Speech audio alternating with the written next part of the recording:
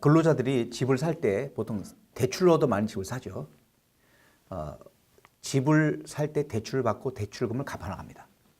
그럼 근로자들에게 소득공제 혜택을 주죠. 그게 장기주택 저당 차입금 이자 비용에 대한 소득공제입니다. 원금 사항은 공제 안 되고 이자 갚은 건 100% 공제줘요. 그런데 종전에 이 대상이 기준시가가 4억 원 이하인 집이 대상이었었어요. 취득 당시에 요 4억 원을 집값이 많이 올랐죠. 최근에 5억 원으로 인상을 했습니다. 이 기준은 2019년 1월 이후 취득분부터 적용하는 규정입니다. 그러니까 종전 취득분은 이게 적용되지 않는 겁니다. 종전 규정대로 하시고요. 2019년 취득분부터 개정정 적용. 그 다음 소득공제 개정사항 중 하나가 신용카드 소득공제입니다. 여러분들 카드 쓰시면 근로자들이 카드 쓴 것을 이제 집계해서 국세청 사이트에서 집계를 해놓죠. 들어가서 다운받아서 회사 갖다 내면 카드 쓴 걸 공제를 받습니다. 뭐가 바뀌었냐? 우리가 박물관이나 미술관에서 카드를 써요. 입장료. 신용카드면 종전이가 신용카드 공제를 받았죠. 개정은 박물관, 미술관 사용료는 공제율을 우대주겠다는 겁니다. 그래서 15%가 아니고 30%를 공제해 주겠다. 단 적용은 2019년 7월 달부터 시행이에요. 그래서 2019년 상반기 쓴 것은 대상이 아니고 하반기 쓴 것부터 공제를 우대받습니다. 또 하나 신용카드 공제가 한도 초과되면 쓴 금액의 30%를 계산해서 100만 원 한도 내서 추가 공제를 해줘요. 역시 그것도 도서 등 사용분과 똑같이 도서 공연 사용분에 박물관 미술관 입장료를 더해서 계산합니다. 언제부터요? 요거는 2019년 7월 1일부터 시행이에요. 자, 또 하나 도서 공연비가 이제 이 박물관 미술관 입장료와 같이 도서 이 공연은 이미 2019년 초부터 이제 시행이 되고 쭉 작년도 7월 달부터 시행이 됐어요. 그래서 카드를 쓰게 되면 공제를 30% 적용받죠. 근데 그 도서 공연이 뭐냐?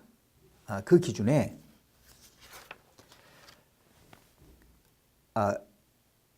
이 문화체육관광부 장관이 기획지정부 장관 협의해서 정하는 기준이 있어요. 그 일정한 매출 미만인 사람의 그 업체에서 도서 등을 샀다. 그거는 전액을 도서 쓴 거로 인정해 주도록 그 업체에 쓴 것은 규정이 보완이 된 겁니다. 소규모 사업자를 우대해 주는 규정이 생겼어요. 그 기준이 도서는 도소매업이죠. 도서 판매는 3억 원 이하일 때 3억 원 미만. 그 다음에 그 공연은 복식부기 의무자 기준이 7,500만 원 기준이에요.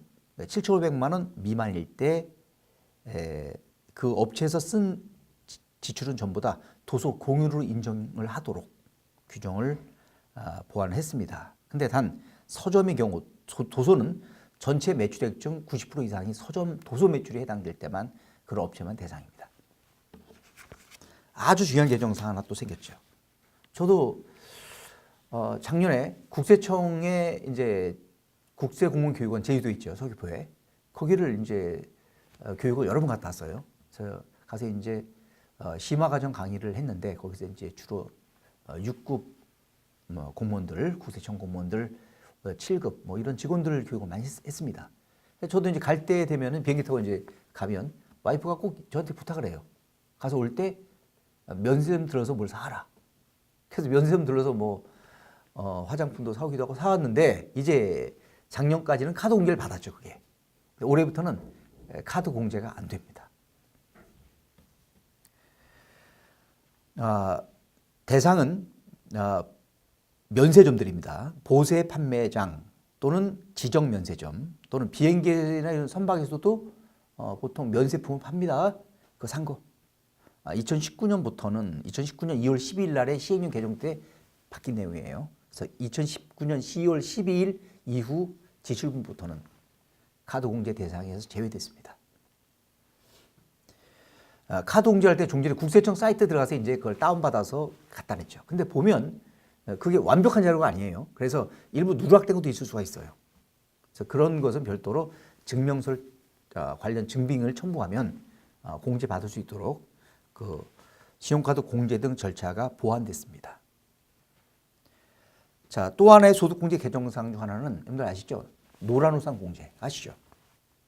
이게 작년 국회에서 2017년도 법 17년 말에 개정될 때 1년 전이죠.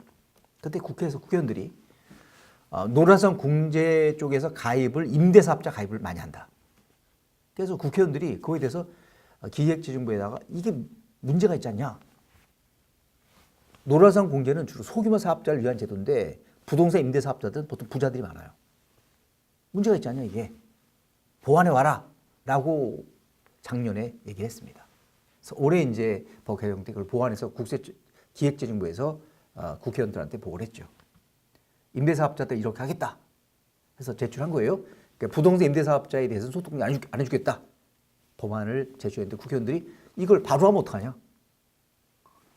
종종 가입자들은 공제될 줄 알고 가입했을 거 아니야. 이게 중간에 그만둬 버리면 이게 불입한 돈보다 돈을 적게 받습니다. 그게. 그래서 일정 기간 불입 안 하면 손해를 볼 수도 있어요. 이게. 그래서 지적하면서 경과조치를 둬서 종전 가입자는 종전대로 하고 새로운 가입자부터 적용하자. 그래서 규정이 바뀐 내용이에요. 종전에는 부동산 임대사업자가 소기업, 소상공인 공제부금에 가입해서 공제금을 납부하면 부동산 임대사업을 포함한 사업소득에서 공제해 줬었어요. 또 전에 가입한 사람은 종합소득을 떼줬습니다. 그러다가 2019년 이후 가입자부터는 공제될 금액하고 그 다음에 한도 이내에서 공제받죠. 한도액과 비교해서 작은 금액을 사업소득 금액 전체에서 부동산 임대소득 금액을 빼고 나머지 사업소득 금액에서 공제를 받으라는 겁니다. 다만 공제받을 한도를 또 계산해요. 한도는 일단 부금 공제되는 거 곱하기 1 빼기 전체 사업소득 금액 중 부동산 임대소득 금액. 거기서는 안 분하면 부동산 임대사업 쪽에 대한 공제금 납입분은 공제 안 된다는 거예요. 그리고 공제받을 그 한도는 사업소득 금액인데 임대사업을 빼고 나머지 잔액의 한도입니다. 이 규정이 새로 생겼어요. 여기까지가 소득공제 개정 사항입니다. 수고하셨습니다.